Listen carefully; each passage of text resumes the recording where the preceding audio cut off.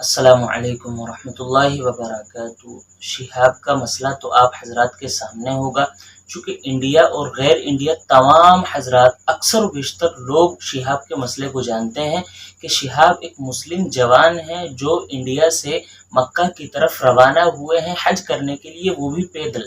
تو اب کیا شہاب کا پیدل حج کرنا جائز ہے یا نہیں؟ تو اب بعض علماء کرام نے کہا ہے کہ بھائی جائز ہے، اور بعض علماء کرام نے کہا ہے کہ ناجائز ہے۔ تو کیا مسئلے کے ایک ہی مسئلے کے دو رخ اور دو پہلو ہوتے ہیں یا ہو سکتے ہیں؟ اور جن علماء کرام نے جائز کہا تو ان کے سامنے کیا وجہ، اور جن علماء کرام نے ناجائز کہا تو ان کے سامنے کیا وجہ ہے؟ آج انشاءاللہ اس ویڈیو میں تمام باتیں میں کلیئر کرنے والا ہوں، لیکن میری گزارش ہے کہ ویڈیو کو آخر تک آپ ضرور دیکھیں، تبھی اس مسئلے کو صاف کر پائیں گے، اس مسئلے کو صحیح طور پر سمجھ پائیں گے۔ تو دیکھیے، شہاب کے مسئلے کو سمجھنے کے لیے تین باتیں سمجھنا ضروری ہے۔ سب سے پہلی بات تو یہ ہے کہ حج کے لیے، حج کرنے میں پیدل سفر کرنا اس شریعت نے اس بات کو پسند فرمایا ہے یا نہیں؟ یعنی کہ شریعت یہ کہتی ہے کہ اگر آپ حج کرتے ہیں اور حج کے لیے پیدل سفر کرتے ہیں تو یہ آپ کے لیے زیادہ اجر کا باعث ہوگا۔ کیا شریعت نے ایسا کہا؟ تو اس کا جواب یہ ہے کہ شریعت نے ایسا کہیں نہیں کہا۔ شریعت نے نہیں کہا کہ جب آپ حج کریں اور سفر کریں تو سفر کرنے میں آپ پیدل چلیں اور سواری پر سوار نہ ہوں، ایسا شریعت نے نہیں کہا، بلکہ اس کا الٹا مسئلہ، یعنی شریعت نے پیدل چلنے کو منع فرمایا ہے۔ اور نبی علیہ السلام کی ایک حدیث ترمذی شریف کی 1536 حدیث نمبر ہے، اور اس میں نبی علیہ السلام کی ایک حدیث موجود ہے۔ حدیث یہ ہے: نظرت امرأۃ ان تمشی الی بیت اللہ فسئل النبی صلی اللہ علیہ وسلم عن ذلك فقال ان اللہ لغنی عن مشیها مروها فلترکب۔ نبی علیہ السلام کی اس حدیث کا مطلب یہ ہے کہ ایک عورت نے نظر مانی کہ وہ حج کرے گی اور وہ بھی پیدل کرے گی۔ اس سلسلے میں نبی علیہ السلام سے سوال کیا گیا کہ ایسا کرنا صحیح ہے یا صحیح نہیں ہے؟ تو نبی علیہ السلام نے جواب دیا کہ اس عورت کا پیدل چلنا اللہ تعالیٰ کو اس کی کوئی ضرورت نہیں ہے، اللہ تعالیٰ بے نیاز ہے ان چیزوں سے، تو اس عورت کو یہ حکم دو کہ وہ سفر کرے اور سوار ہو کر سفر کرے۔ تو دیکھیے، اس حدیث سے صاف طور پر واضح ہو جاتا ہے کہ بلا ضرورت اگر آپ حج کا سفر پیدل کر رہے ہیں تو نہیں کرنا چاہیے۔ اللہ تعالیٰ کو ہمارے پیدل چلنے کی ضرورت نہیں ہے اور نہ ہی ہمارے حج کرنے کی ضرورت ہے، بلکہ اللہ تبارک و تعالیٰ تو ہماری عبادتوں میں ہماری نیتوں کو دیکھتے ہیں۔ تو اس لیے اس مسئلے سے، اس حدیث سے اس سوال کا جواب ہو گیا کہ حج کے لیے سفر کرنا اور وہ بھی پیدل سفر کرنا، شریعت میں اس بات کی کوئی گنجائش نہیں ہے۔ دوسرا مسئلہ آپ حضرات کو یہ سمجھنا ہے کہ عبادت کے اندر جسم کو تکلیف پہنچانا یہ زیادہ ثواب کا باعث ہے؟ تو اس کا جواب بھی یہی ہے کہ ایسی کوئی بات نہیں ہے۔ اگر شریعت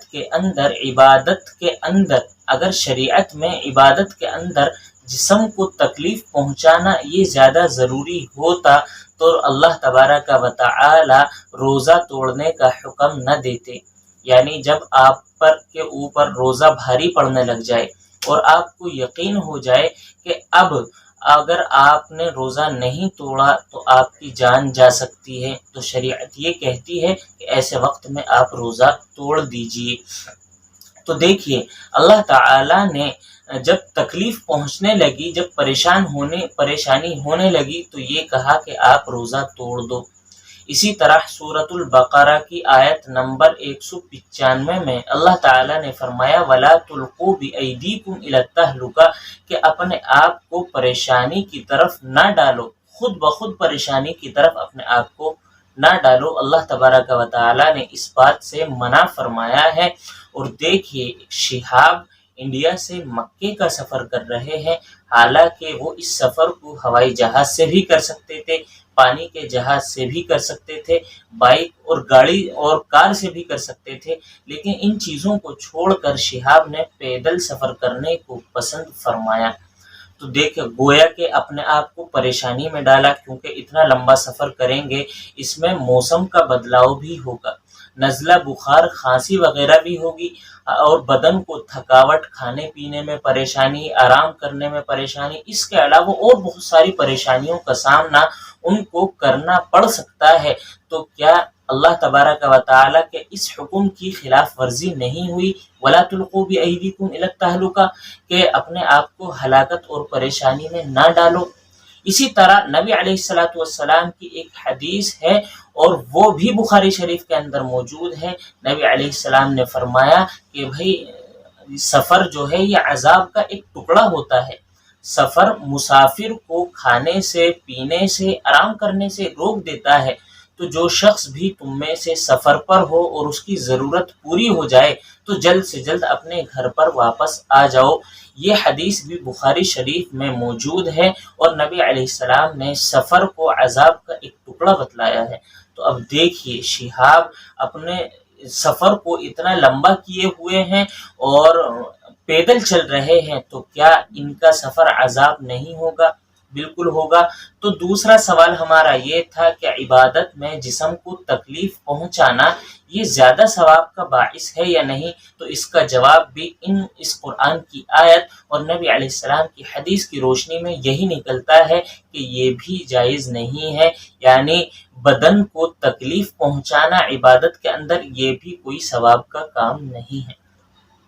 تیسرا سوال یہ ہے کہ جب دو جائز کاموں میں آپ کو اختیار دے دیا جائے تو آپ کو کون سا عمل اختیار کرنا چاہیے؟ تو اس کے سلسلے میں بھی حضرت عائشہ رضی اللہ تعالی عنہا کی ایک حدیث بخاری شریف میں ہے، اور حدیث شریف کا نمبر ہے 2661۔ یہ حدیث شریف کا نمبر ہے، بخاری شریف کی حدیث ہے۔ حدیث یہ ہے کہ حضرت عائشہ رضی اللہ تعالی عنہا فرماتی ہیں کہ جب نبی علیہ السلام کو دو جائز کاموں کا اختیار دیا جاتا کہ آپ یہ کام بھی کر سکتے ہیں اور یہ کام بھی کر سکتے ہیں، تو نبی علیہ السلام ان دونوں کاموں میں جو آسان ہوتا اس کو اختیار فرماتے تھے۔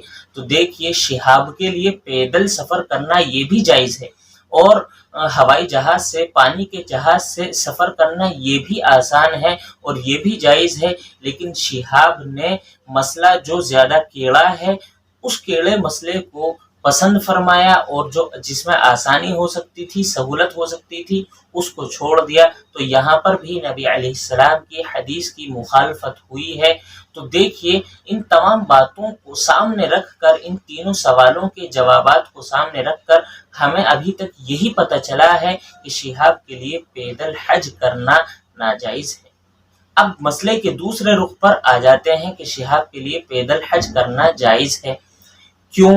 دیکھیے اللہ تبارک و تعالیٰ نے صرف اتنا کہا ہے کہ آپ حج کریں، یہ نہیں فرمایا کہ حج کیسے کریں گے، پیدل کریں گے یا سواری پر سوار ہو کر کریں گے۔ یہ جو سفر طے کرنا ہے آپ کو، یہ سفر کس طرح طے کرنا ہے، اللہ تبارک و تعالیٰ نے ایسا کچھ نہیں فرمایا۔ تو پتہ یہ چلتا ہے کہ آپ حج کے لیے سفر جو ہے پیدل بھی اختیار کر سکتے ہیں، ہوائی جہاز اور پانی کے جہاز سے بھی جا سکتے ہیں۔ بہتر ان دونوں میں یہی ہے کہ آپ ہوائی جہاز یا پانی کے جہاز سے جائیں، لیکن اگر کوئی شخص پیدل سفر کرتا ہے تو چونکہ یہ ناجائز اور حرام نہیں ہے، تو اس لیے پیدل سفر کرنا، حج کے لیے پیدل سفر کرنا یہ بھی جائز ہے۔ تو جن علماء کرام نے یہ کہا شہاب کا مسئلہ ناجائز ہے، تو انہوں نے ان تین مسئلوں کو سامنے رکھا جو میں نے عرض کیے، اور جو حضرات کہتے ہیں کہ جائز ہے وہ اس مسئلے کو سامنے رکھتے ہیں۔ خیر اب ساری باتوں کو چھوڑ کر ہمیں دیکھنا یہ ہے کہ شہاب ایک مسلمان ہیں اور اللہ تعالیٰ کے لیے پیدل سفر کر رہے ہیں حج کرنے کے لیے۔ تو اب ہمیں کیا کرنا ہے؟ ہمیں ان بھائی کی نیت کے اندر اخلاص کی دعا کرنی ہے کہ اللہ تعالیٰ ان کی نیت کے اندر اخلاص پیدا فرمائے۔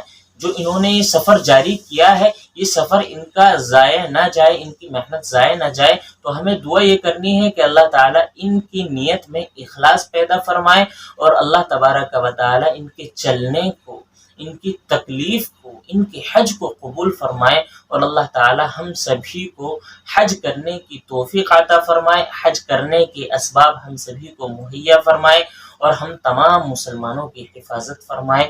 آمین ثم آمین۔ السلام علیکم ورحمۃ اللہ وبرکاتہ.